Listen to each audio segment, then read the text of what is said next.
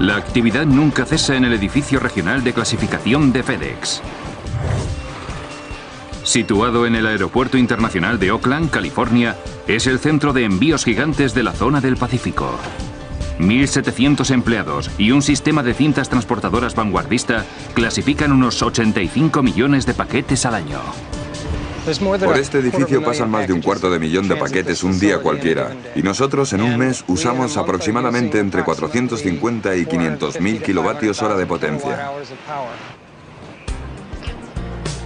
Para cumplir las exigencias de electricidad, FedEx decidió construir su propia central eléctrica.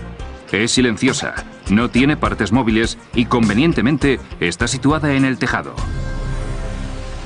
Aprovechando el sol abundante y 7.500 metros cuadrados de espacio sin utilizar, FedEx contrató a Sharp Solar en 2005 para diseñar este sistema eléctrico fotovoltaico. Hoy suministra el 80% de las necesidades energéticas del edificio. Estamos ante un sistema que tiene 904 kilovatios. Es un sistema muy grande. Puede que sea el más grande instalado en el tejado de un edificio comercial en el estado de California. Y está compuesto de unos 5.700 módulos solares. Un sistema tan grande utiliza unas 300.000 células de silicio. Cuando la luz del sol llega a las células de silicio, excita los electrones que se liberan para formar la corriente eléctrica. Unas puntas metálicas de contacto conducen la corriente y completan el circuito. Normalmente 40 células solares componen un módulo y varios módulos se combinan para formar un panel. La energía de los paneles se agrupa, se acumula y se envía a un convertidor. Ese convertidor cambia la corriente continua a corriente alterna. Y ya está. En una fracción de segundo, la luz del sol se convierte en electricidad, suficiente para dar energía a la actividad enloquecedora de abajo. Puede encender la bombilla de un escritorio o podría abastecer a todo el sistema de clasificación. Uno de los mayores beneficios de la energía solar para aplicaciones comerciales es que el sistema normalmente produce su mayor cantidad de potencia cuando el precio de alimentación de los aparatos es más alto, que es a mediodía. Cuando el sistema produce más energía de la que el edificio está utilizando, la energía vuelve a la red y en realidad hace retroceder el contador. El sistema no necesita prácticamente ningún mantenimiento. Estamos encantados con eso, y es solo otra forma de que FedEx pueda reducir su huella medioambiental y aún así siga ofreciéndole un gran servicio a la clientela. ¿Qué clase de beneficio medioambiental puede brindar un tejado? A lo largo de su vida garantizada de 25 años, este compensará 10.800 toneladas de dióxido de carbono. Eso es el equivalente a sacar 1.200 coches de la circulación.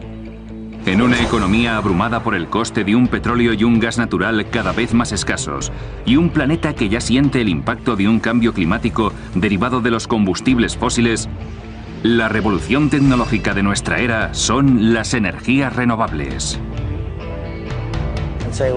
Yo diría bienvenidos al siglo XXI. Las cosas van a ser diferentes. La energía sostenible es algo por lo que nuestros hijos y el público en general se preocupan. Y las energías renovables tienen que formar parte de la solución. El sol, el viento, el agua, el calor geotérmico y la biomasa vegetal son básicamente recursos ilimitados. Y se ha demostrado que son tecnologías que funcionan aquí y ahora. El sol proporciona a la Tierra cantidades de energía inconmensurables. En una hora, la Tierra recibe más energía del sol que la que usa toda la raza humana en un año. Con la tecnología actual, unos paneles fotovoltaicos que cubrieran 26.000 kilómetros cuadrados o cerca del 10% del área de Nevada podrían proporcionar toda la electricidad que utiliza Estados Unidos. Aunque las células fotovoltaicas que convierten la luz del sol en electricidad no se descubrieron hasta el siglo XX, la térmica solar que controla el calor del sol es una práctica antigua. Quizá el primer uso de la tecnología térmica solar fueron las casas orientadas al sur. Las culturas antiguas, incluyendo a los indios Anasazi del suroeste americano, diseñaron sus construcciones con orientación sur para maximizar el calor del sol, que permanece bajo en el cielo sureño durante el invierno. En verano, cuando el sol está alto, la cara rocosa que se alzaba por encima de los edificios proporcionaba una refrescante sombra. Hoy en día sigue siendo un diseño común. Los griegos construyeron ciudades enteras disponiendo las calles de forma que las casas pudieran aprovecharse de la luz del sol durante el invierno, pero lo evitaran durante el verano. Los romanos fueron más allá y descubrieron que los cristales claros atrapaban el calor del sol. Así que cubrieron las ventanas con cristales. Las convirtieron en lo que los romanos llamaron heliocomini, que significa hornos solares. 2 milenios más tarde nació el equivalente a esa tecnología en el siglo XIX, el calentador de agua solar de techo, que atrapa los rayos del sol en un colector de cristal y rápidamente calienta el agua que hay en las tuberías de cristal aisladas. A principios del siglo XX, el 30% de los hogares de Pasadena, California, usaban calentadores de agua solares. Hoy en día se usa el mismo concepto para proporcionar agua caliente a millones de personas de forma económica, hasta en climas fríos y nubosos. En casi todos los hogares, el mayor gasto de gas natural se produce al calentar el agua. Y utilizar el sol para eso es mucho más barato. La energía térmica solar también puede producir electricidad de forma económica. Las centrales eléctricas solares gigantes, como esta del desierto de Mojave en California, no utilizan paneles fotovoltaicos para convertir la luz en electricidad. En su lugar, unos espejos dirigen los rayos del sol a un fino tubo absorbente que pasa por el punto focal del espejo. Dentro del tubo hay un aceite sintético que se expande con el calor intenso. Como a unos 1000 grados centígrados. Un consejo: no ponga nunca la mano en el foco de un espejo concentrador, porque le haría instantáneamente un agujero en la mano. El aceite supercalentado convierte el agua en vapor, que mueve las turbinas. El aceite entonces vuelve a fluir por el circuito cerrado. En zonas secas y calurosas, las centrales térmicas solares generan muchos megavatios a un precio más bajo que la típica red energética. De hecho, las centrales térmicas solares que ocuparan ese mismo 10% de Nevada también podrían cubrir las necesidades eléctricas de Estados Unidos. Mientras, la tecnología fotovoltaica está tomando la delantera en su segundo siglo. Ha recorrido un camino muy largo desde 1904, cuando Albert Einstein demostró por primera vez que la luz estaba compuesta de paquetes diminutos de energía, conocidos como fotones, que se pueden convertir en electricidad. Las células fotovoltaicas empezaron a cobrar importancia en los años 50 gracias a la carrera espacial. Los dos primeros Sputnik que salieron tenían unos transistores que costaron muchos millones de dólares y se estropearon en cosa de una semana y media porque los hacían funcionar con pilas de linterna. Acabamos de fabricar el primer satélite terrestre artificial del mundo. Los satélites impulsados por energía solar del programa espacial estadounidense, por otro lado, fueron un éxito inmediato. Los paneles fotovoltaicos siguen impulsando satélites y sondas espaciales por el sistema solar. En ese sentido, el estilo de vida del siglo XXI, desde el posicionamiento global a las comunicaciones, depende completamente de la energía solar. La Guardia Costera estadounidense se convirtió en la primera usuaria con base terrestre de tecnología fotovoltaica, haciendo funcionar sus boyas remotas y estaciones meteorológicas con paneles solares conectados a baterías. En los años 70 y 80, los paneles solares funcionaron a la perfección durante una de las peores sequías que han azotado a África. La energía solar se utilizó para bombear el agua que había a 12 metros por debajo de la tierra árida, salvando muchas vidas. De hecho, probablemente uno de los usos más valorados de los paneles fotovoltaicos es proporcionar agua potable en el mundo en desarrollo. Para los que ya están conectados a la red eléctrica, la tecnología fotovoltaica se está haciendo cada vez más viable. Una casa, digamos, de 2 habitaciones en un barrio residencial estadounidense recibe suficiente energía en su tejado para abastecerse de sobra a sí misma. En realidad no hace falta que haga tanto sol como se cree para que funcionen los paneles. El programa solar de más éxito del mundo está en Alemania y sale menos el sol allí que en Seattle. Por ahora, los paneles fotovoltaicos siguen siendo caros, haciendo que la energía solar sea entre 2 y 5 veces más cara que la energía normal de la red. Pero los hogares conectados a la red eléctrica pueden venderle a la compañía el acceso a la electricidad en hora punta con recargo. Los sistemas se pagan solos. Se podría recuperar la inversión en solo 4 o 5 años. Y en general para los sistemas residenciales hablamos de 10, 12 años. Eso sin contar algunos de los otros beneficios, como por ejemplo la protección ante las subidas de las tarifas eléctricas o el aumento del valor de la propiedad. Hasta ahora el coste principal de las células solares ha sido el silicio ultrapuro necesario para la reacción fotovoltaica. Pero más de una empresa quiere cambiar eso. La industria de la tecnología fotovoltaica se basa principalmente en láminas de silicio para fabricar células solares de gran eficacia, pero son muy caras. La tecnología nanosolar utiliza películas muy delgadas de material fotovoltaico en vez de esas láminas tan caras. Más que silicio nanosolar de Palo Alto, California, utiliza una mezcla de elementos semiconductores. Usamos cobre, indio, galio, azufre y selenio. Como eso es muy largo, lo abreviamos diciendo CIGAS o CIGAS. La belleza del material está en que absorbe la luz del sol muy rápidamente y se pueden hacer capas muy finas. Es tan fina que el material absorbente se fabrica a escala nanométrica y luego se imprime literalmente sobre un sustrato de aluminio como si fuera tinta fotovoltaica. En esta máquina experimental, el aluminio se mueve muy despacio, pero se puede hacer que esta máquina funcione a decenas o incluso cientos de metros por minuto. Y por eso, estas máquinas relativamente baratas se pueden usar para hacer una enorme cantidad de células fotovoltaicas de bajo coste.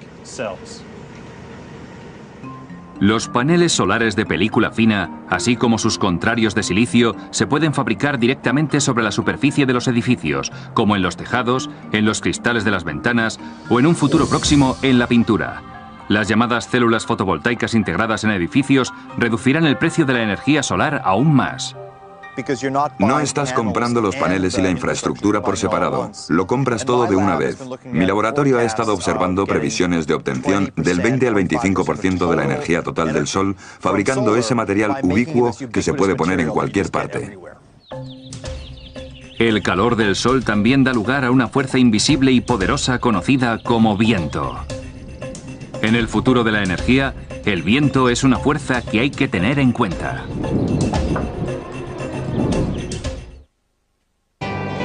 Arropado entre las suaves colinas del centro del estado de Nueva York, se encuentra el proyecto eólico Fener, propiedad de Enel Norteamérica. Aunque no es el proyecto de energía eólica más grande del mundo, representa el nuevo pensamiento sobre energía eólica. Más grande, más inteligente y menos turbinas eólicas, lo que elimina la necesidad de decenas de turbinas más pequeñas. Fener está compuesto de 20 turbinas fabricadas y mantenidas por GE Energy. Cada una se alza 65 metros de altura. Tiene un rotor de 60 metros de diámetro, un poco más largo que la envergadura de un 747, y produce 1,5 megavatios de electricidad.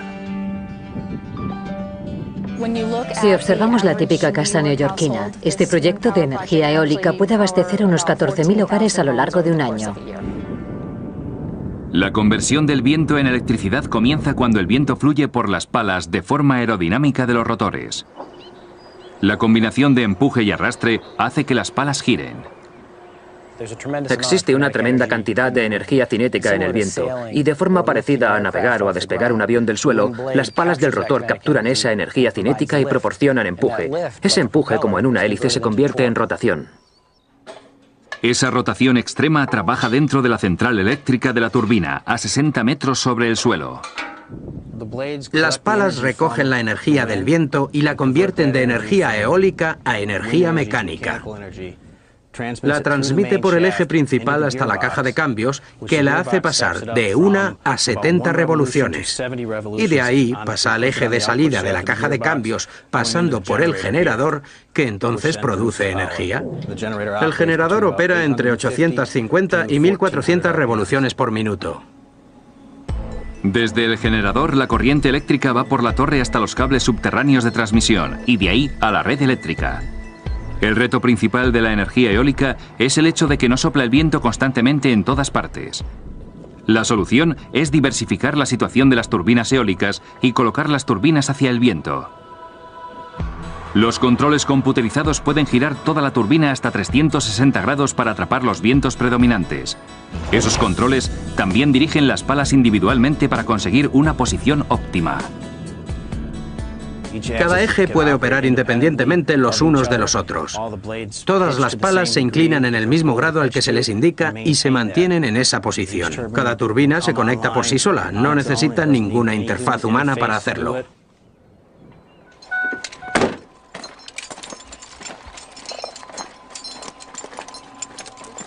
Se necesitan técnicos para llevar a cabo el mantenimiento de las turbinas. Y para cambiar alguna bombilla de vez en cuando. Los que tengan vértigo, que se abstengan. Tengo la suerte de tener posiblemente la oficina con las mejores vistas del condado de Madison. Si te asomas desde arriba, la vista es absolutamente increíble. A los grupos de turbinas eólicas se les suele llamar campos eólicos, y en el caso de Fenner, realmente es un campo. La tierra pertenece a agricultores de la zona como Donna Griffin. Para los propietarios de las tierras, pasarse a lo ecológico ha sido una buena forma de ganarse un dinero. Tenemos un contrato de usufructo con ellos, por el que pagan por la producción de cada turbina. Es solo una cosecha más que recoger. Es mucho más fácil de recolectar que otras cosechas. El viento es gratis. Siempre que las turbinas giren, sabemos que nos van a pagar.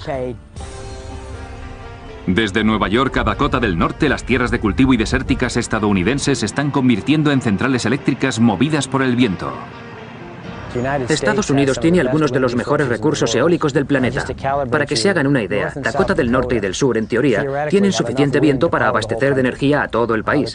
El reto es aprovecharlo, la transmisión y la distribución. Pero si observamos el centro del país, los recursos eólicos son tremendos. Si nos fijamos en las líneas costeras, los recursos eólicos son enormes.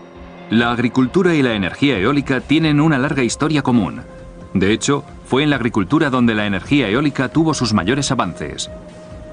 Los famosos molinos holandeses utilizados desde 1390 vieron muchas innovaciones a lo largo de los siglos, incluyendo bordes anteriores aerodinámicos en la punta de las palas, ligeras y de madera, que aumentó drásticamente el arte del empuje aerodinámico. Estas dinamos preindustriales se utilizaban principalmente para el drenaje y para moler el grano para hacer harina. A finales del siglo XIX y principios del XX, los molinos pequeños de las tierras de cultivo estadounidenses fueron los primeros en emplear unas palas ligeras de acero, que producían una rotación significativa hasta con poco viento. Algunas de esas máquinas fueron las primeras en convertir el viento en electricidad. En el último siglo se han instalado muchos molinos de viento en el oeste de California para hacer funcionar bombas de agua para la agricultura y para el ganado. Así que en realidad pusimos en marcha gran parte del país con energía alternativa. Era lo normal entonces, pero luego se dejaron de utilizar cuando el precio del petróleo y los combustibles fósiles bajó tanto. La nueva era de la tecnología eólica empezó a principios de los años 80, cuando Thon Systems comenzó a colocar turbinas de 50 kilovatios, diminutas comparadas con las de hoy, en las colinas de Tehachapi, California. Durante los 80 pasamos de 50 a 60 kilovatios a los 200 kilovatios a finales de la década. Durante los años 90 las turbinas eran de unos 550 kilovatios y luego pasamos a los 750. Y entonces, a finales de la década, ya habíamos pasado a 1,5 megavatios. La empresa también fabricó turbinas de velocidad variable que permitían a los rotores acelerar y generar energía adicional durante las ráfagas de viento más violentas. Avances como ese, junto a los controles computerizados más inteligentes y diseños para rotores más ligeros, baratos y aerodinámicos, han hecho que el coste de la energía eólica sea tan competitivo como el del gas natural o incluso el del carbón. La energía eólica está experimentando un crecimiento exponencial. Varios países europeos obtendrán dentro de poco el 20% más de su electricidad del viento.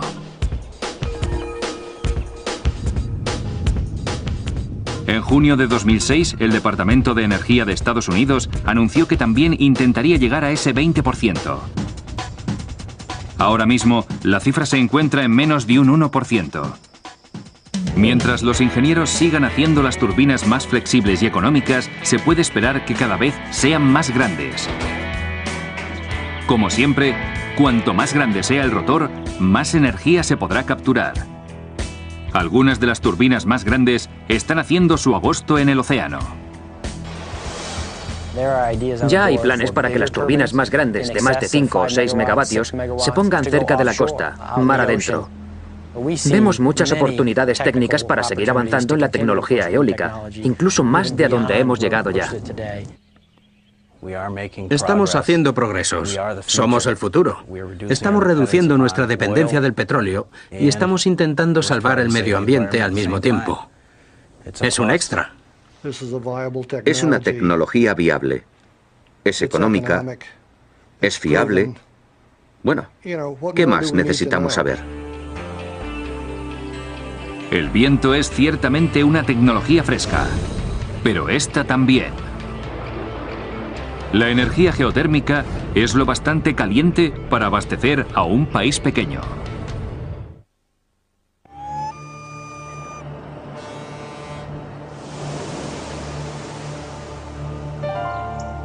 Un pequeño país isleño, rodeado de volcanes y situado justo por debajo del Círculo Polar Ártico, ha surgido como un líder mundial en energías renovables. Aprovechando su abundancia de fuego y agua, la gente de Islandia se ha hecho casi energéticamente independiente. Las altas precipitaciones y el deshielo proporcionan energía hidroeléctrica que representa el 80% de la electricidad de la nación. Esa agua también se filtra a los acuíferos subterráneos y choca directamente con las rocas calentadas por el magma, que en Islandia se encuentra cerca de la superficie. Esa colisión provoca géiseres, fumarolas, chimeneas humeantes y la fuente renovable conocida como energía geotérmica. Los islandeses llevan cientos de años utilizando el agua caliente geotérmica para lavar la ropa y bañarse, pero hasta mediados del siglo XX los ingenieros no empezaron a aprovechar el recurso a una escala suficientemente grande como para sustituir a los combustibles fósiles importados y tan caros. Para nosotros aquí en Islandia es local, es nuestra. Es una fuente autóctona. Es mucho más barata que otras fuentes que tenemos y es ecológica. Por eso creemos que tiene muchos beneficios. El agua geotérmica lleva calefacción y agua caliente al 93% de los hogares del país. El vapor geotérmico genera el 17% de la electricidad islandesa. En total, la geotérmica proporciona más del 50% de las necesidades energéticas totales de Islandia. La central eléctrica de Nesjavellir es un edificio de uso doble. Aprovecha la energía geotérmica para suministrar electricidad, así como agua caliente. Ambos productos finales empiezan aquí, en una de las 15 perforaciones de hasta 2.000 metros de profundidad. El pozo de perforación está recubierto de cemento hasta una profundidad de unos 600 metros. Por debajo de eso, el pozo está alineado con un tubo de metal que permite que asciendan el vapor y el agua caliente, que sale con fuerza hacia la superficie bajo la gran presión. Una perforación se descarga sola, no hace falta bombeo. Solo hay que poner un juego de válvulas muy potentes en la parte superior para controlar la salida. La mezcla de vapor y agua caliente se envía a un módulo de separación.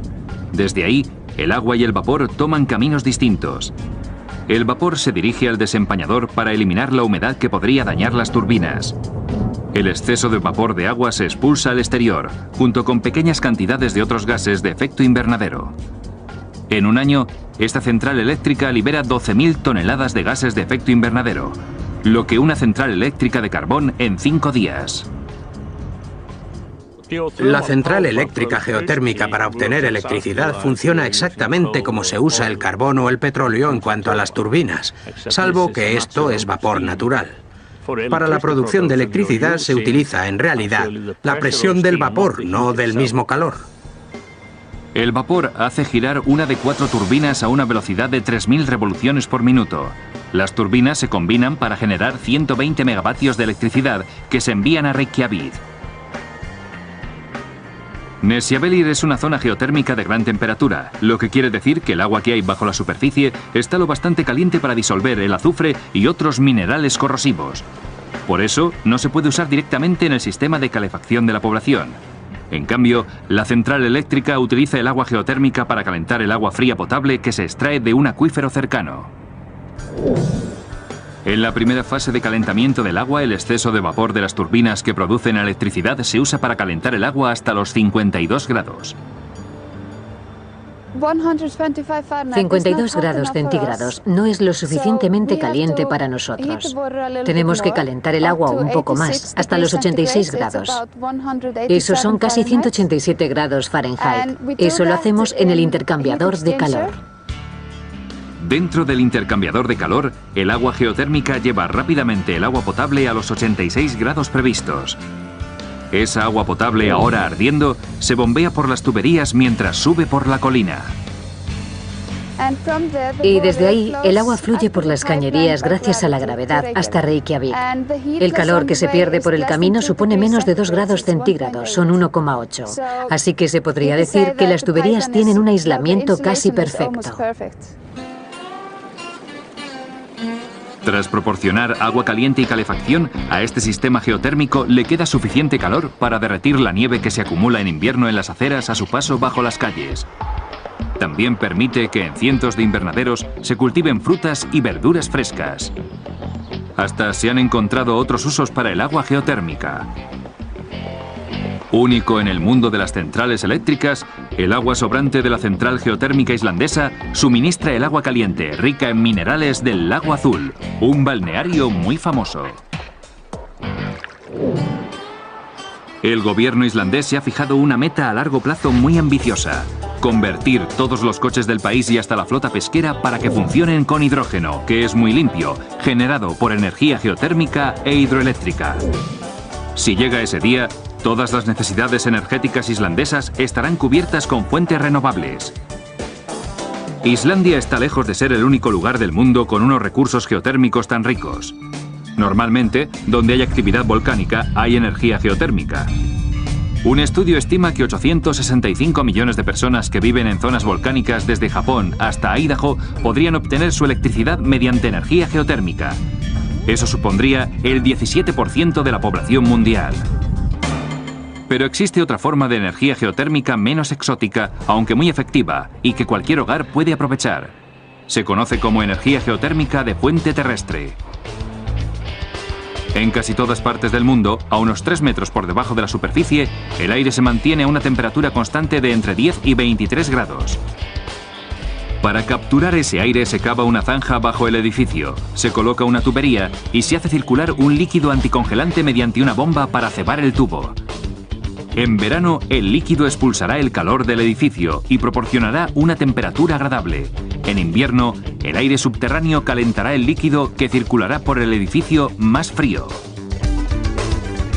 Es, en efecto, un intercambiador de calor subterráneo.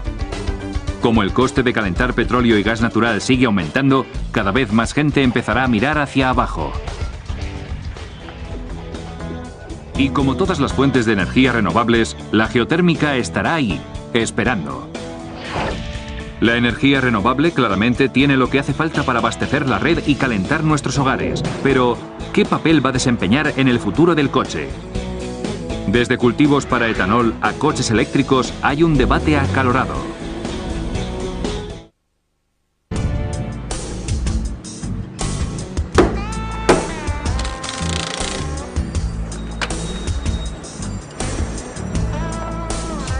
A simple vista es un taller mecánico típico, pero Biocombustibles Lovecraft en Los Ángeles no tiene nada de típico. Dales 3 horas y unos pocos cientos de dólares y convertirán tu coche diésel para que funcione con aceite vegetal 100% estadounidense. Y también pueden funcionar con biodiesel, aceite mineral, queroseno, fluido de transmisión, aceite de motor. No es que nadie quiera que funcionen con nada de eso, pero pueden hacerlo después de la conversión. El petróleo, que supone el 30% del uso energético mundial, cada vez es más escaso, así que no resulta sorprendente ver a clientes haciendo cola para cambiar a otro tipo de combustible, uno que sea renovable. Para muchos diésel, el proceso de conversión solamente requiere añadir un filtro especial y un intercambiador de calor que utiliza un líquido refrigerante que el motor calienta para que el aceite vegetal alcance la temperatura adecuada. Y si consigues ese equilibrio, el motor funcionará a la perfección. Hasta el coche funcionará mejor que con diésel.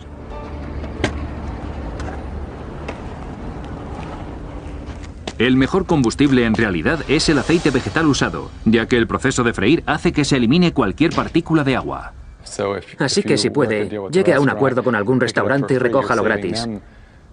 Les estará ahorrando una fortuna a ellos y a usted también.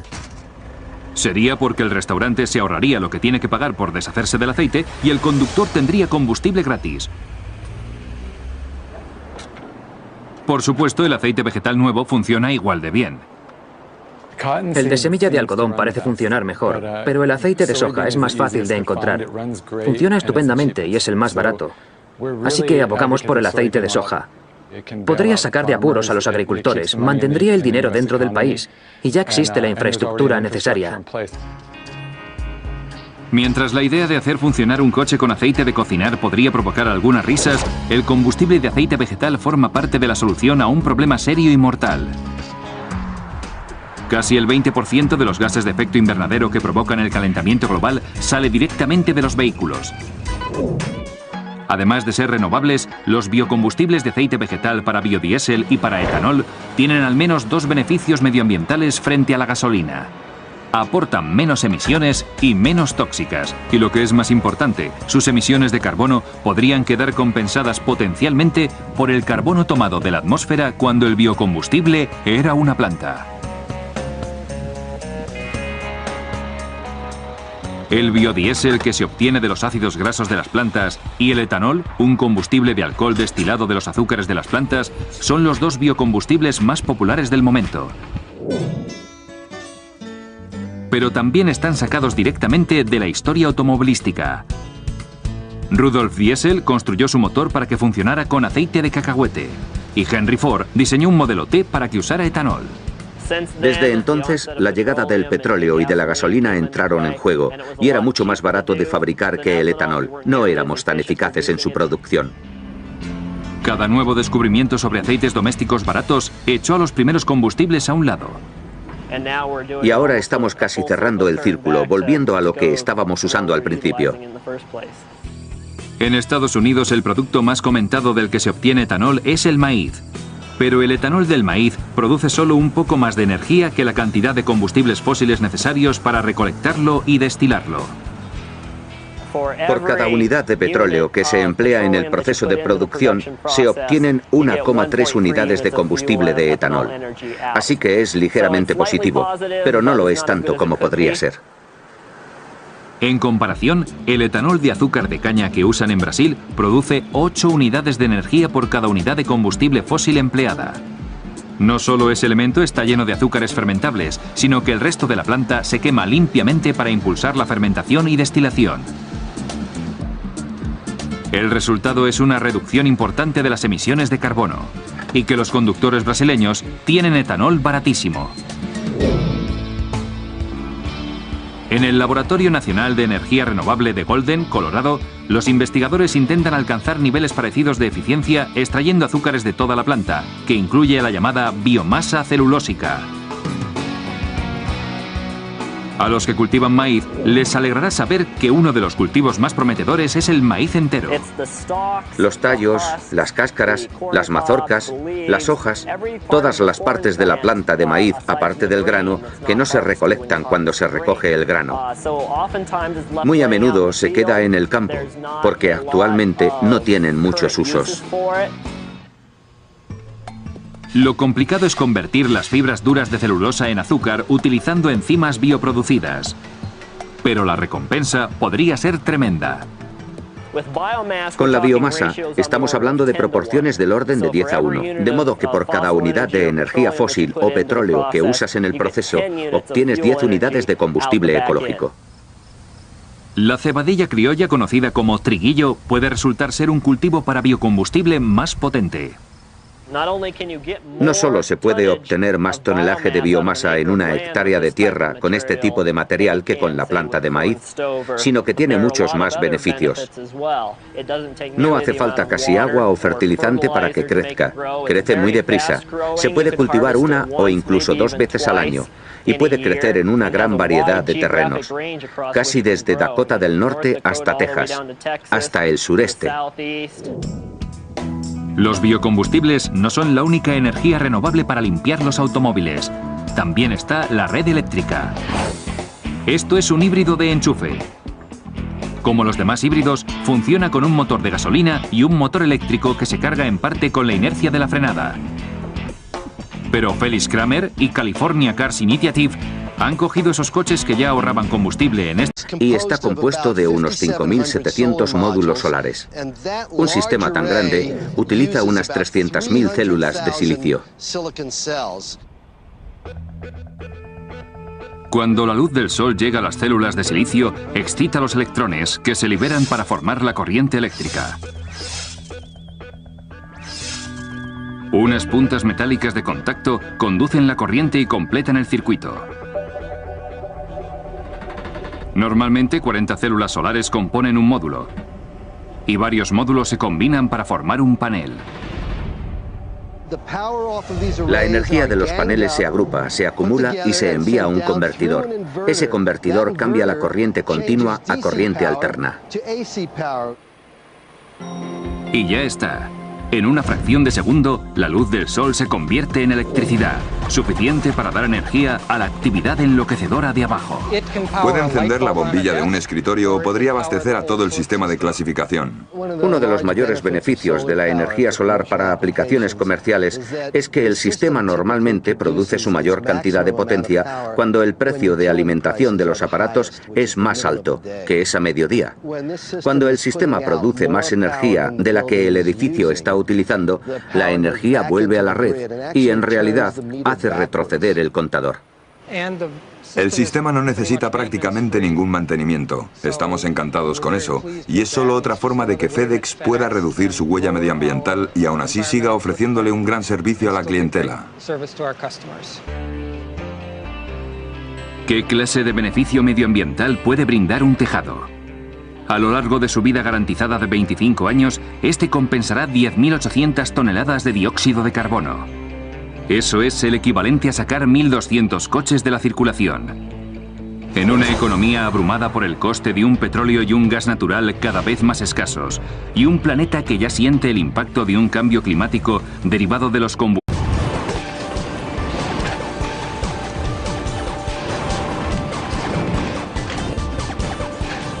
La actividad nunca cesa en el edificio regional de clasificación de FedEx. Situado en el Aeropuerto Internacional de Oakland, California, es el centro de envíos gigantes de la zona del Pacífico. 1.700 empleados y un sistema de cintas transportadoras vanguardista clasifican unos 85 millones de paquetes al año. Por este edificio pasan más de 250.000 de paquetes un día cualquiera, y nosotros en un mes usamos aproximadamente entre 450 y 500.000 kilovatios hora de potencia. Para cumplir las exigencias de electricidad, FedEx decidió construir su propia central eléctrica. Es silenciosa, no tiene partes móviles y convenientemente está situada en el tejado. Aprovechando el sol abundante y 7.500 metros cuadrados de espacio sin utilizar, FedEx contrató a Sharp Solar en 2005 para diseñar este sistema eléctrico fotovoltaico. Hoy suministra el 80% de las necesidades energéticas del edificio. Estamos ante un sistema que tiene 904 kilovatios. Es un sistema muy grande. Puede que sea el más grande instalado en el tejado de un edificio comercial en el estado de California.